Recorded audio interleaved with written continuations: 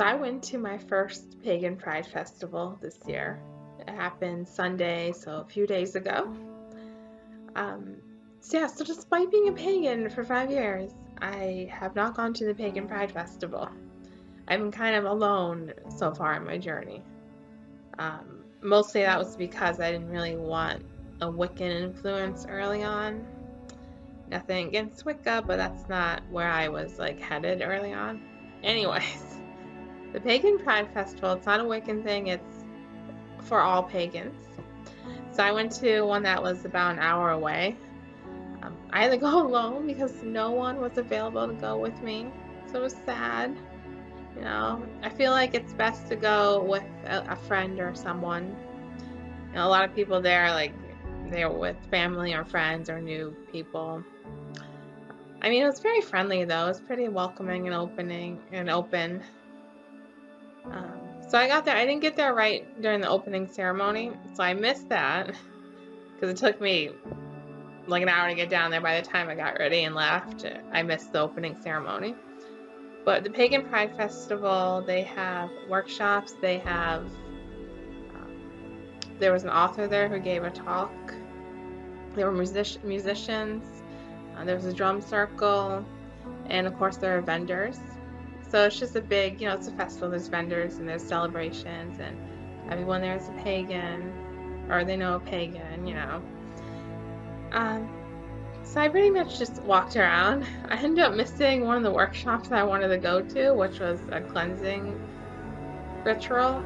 Because one of my goals is to try and get more involved in the community. Try to be more social, which is kind of difficult if you have to I'm a quiet person, and also most people around here practice some form of eclectic paganism or some form of neo-Wicca, which is not really what I fall under. So I have to be more open to what kind of groups are around me, basically. So I'm going to work on becoming more open and sociable in the pagan communities around my local area. Pagan Pride, though, it was nice. I missed the one workshop I wanted to do, so I basically just walked around and watched some performances, and I brought a couple things. It was still nice, though. I enjoyed it. There was a labyrinth there. I want to talk about that in a minute, because technically that was my first labyrinth walk. But but let me show you some of the things I brought while I was at the festival. If I mentioned there was an author there who did a talk, that was later in the evening, and I left by then because I had to drive home and I didn't want to sit in any traffic, and they were doing construction work on the highway, and I'm like, I'm just gonna take off now. I've been here for a few hours by myself, so I'm gonna take off. But there was an author there. Her name is Misty Bell Ceres, and she wrote the book Witch Please, a memoir finding magic in modern times. So I ended up getting this, and I got a signed copy of it. So I love, literally, I love reading. I hoard books, and I love signed books. So this is about her personal story, how she became a Wiccan. Like I said, I'm not Wiccan, but I was talking to her briefly while looking at the book, and I ended up buying it because she went from being a Catholic to a Wiccan, and she talks about near the end of her book, she has a daughter that, what do I want to say? We ended up talking about raising children with a pagan religion, because I'm kind of at the age, and I have a boyfriend, I kind of want to settle down and maybe have a child or two. So this topic has been in my mind. So she, the author here, Misty Bell Ceres, she has 2 children. She was talking about how her daughter is now beginning to ask questions and be a little more involved. Basically, she's raising her kids kind of open, here's what we do, people do other things and all that, which is kind of the approach I would take too. Just be open, this is what I do. You're free to choose your own path when you're older. Don't put any pressure on children. But I think about my own Catholic upbringing, and my family was never strict or anything. So I really don't think it's going to be a big issue trying to raise a kid I guess, quote unquote pagan. My boyfriend's not pagan though, so kid's gonna be somewhat Catholic. Anyways, so I got this book, and despite not being a Wiccan, because it's like her own personal story, I'm actually excited to start reading this. I flipped through it a little bit. There's some illustrations in here as well, which you can check this out. The gorgeous illustrations. So I'm actually, she has recipes in here for some of the Wheel of the Year holidays that the Wiccans celebrate. So I'm excited to just like see what her story is. Despite not being Wiccan myself, I'm actually looking forward to reading this and see what I can learn from it. Oh, because I had her sign it, I also got this little pin that says "Witch, please." So that was cute. One of the things that caught my eye. Okay, so I ended up bringing my little statue of Ren and Newt with me because I've been having weird Kemetic dreams recently. All right, and right when I woke up the morning of the Pagan Pride festival, I had a dream featuring Ren and Newt. And the message I got was, Ren and Newt, leave, and money. So I'm like, do you want me to give you money, Ren and Newt? No, seriously though, like I've been having like weird Kemetic dreams, and that's a whole nother video. But I brought her with me, kind of like, I was kind of nervous to go there because I was alone and I've never been to Pagan Pride. So also it was a little comfort thing. But why I decided to bring her, and maybe I could find something for Ren and Newt. I didn't technically find something for Ren and Newt, but I found a really cool little Egyptian card holder. It's a wooden card holder with a little Kemetic design on it. So look how adorable this is. Like, the detail in this is honestly amazing. I saw this and I was like, that is gorgeous. So I need to like find something to put in it. I was thinking of doing, when I got back, like right after I got back from Pagan Pride, I felt inspired to do artwork for Ren and Newt. So I'm thinking I should do like a prayer card or something and put it in a little slot up here. Like that would be so cool, right? I'm trying to redesign my altar spaces too. So I think this is so beautiful and so well made. I need to find something to put in there. She had a tarot card in there, but I don't want to do a tarot card. I think I'm just going to do an image of Ren and Newt. Maybe make my own prayer cards and do one of my own art prints. Because there's not really any artwork out there of Ren and Newt. I like buying artwork from other pagans too, even though I'm an artist myself. You know, I like also buying artwork. And there's just like, I have no luck finding artwork featuring Ren and Newt. So she's not that well known or popular. But I'll find something to put in here. Probably artwork or a prayer card. Definitely.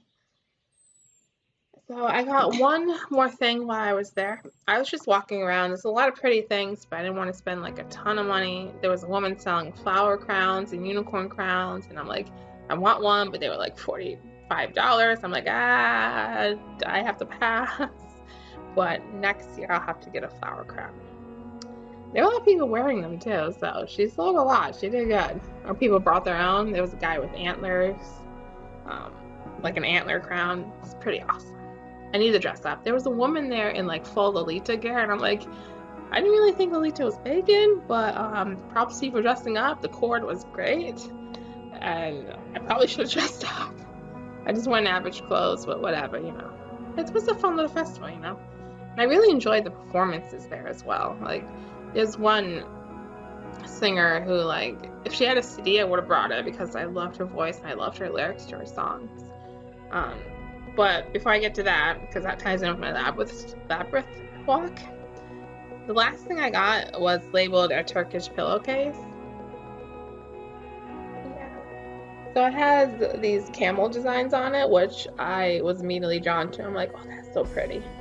And it is a pillowcase. Like, there's a zipper at the bottom here, so you can stuff a pillow in. But I'm probably gonna just like, the fabric is pretty thick and kind of canvasy like, so I might just use it as a mat or as like a wall hanging, and it's gonna go on my Wathan Arabian shrine.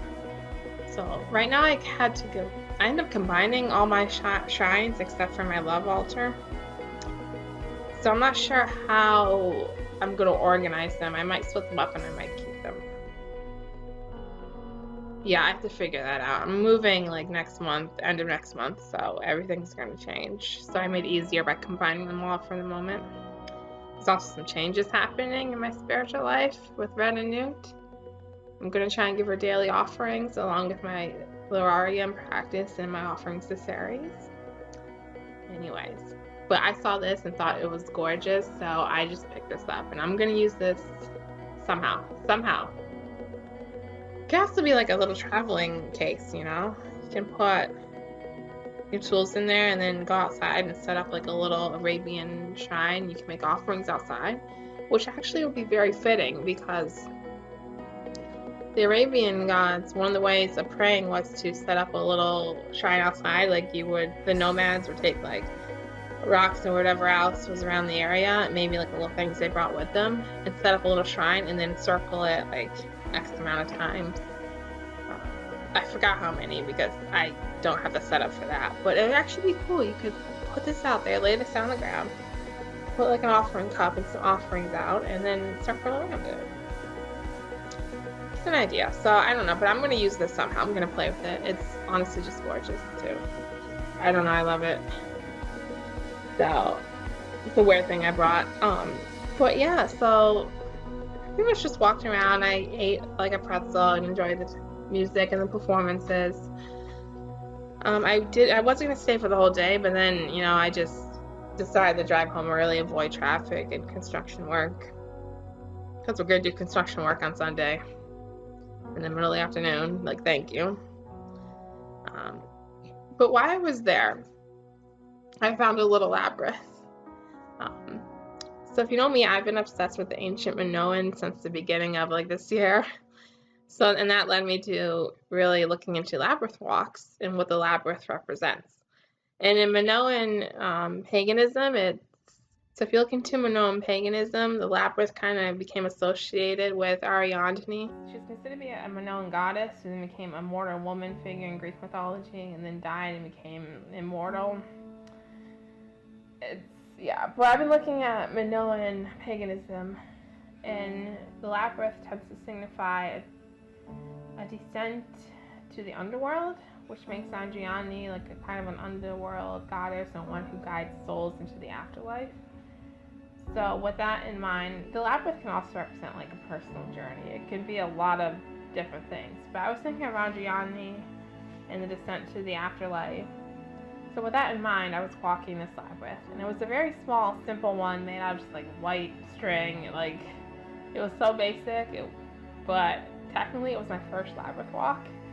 And as I was walking, this woman, I'll have to find her like Facebook or something, her website, and leave a link in the description. But she was singing a song about being a water elemental person, like like I'm a Pisces, so that's associated with the water element. So she was singing a song about water, basically, in that kind of sense. And the lyrics, I tried to find the song Sunday, but she didn't have that song up.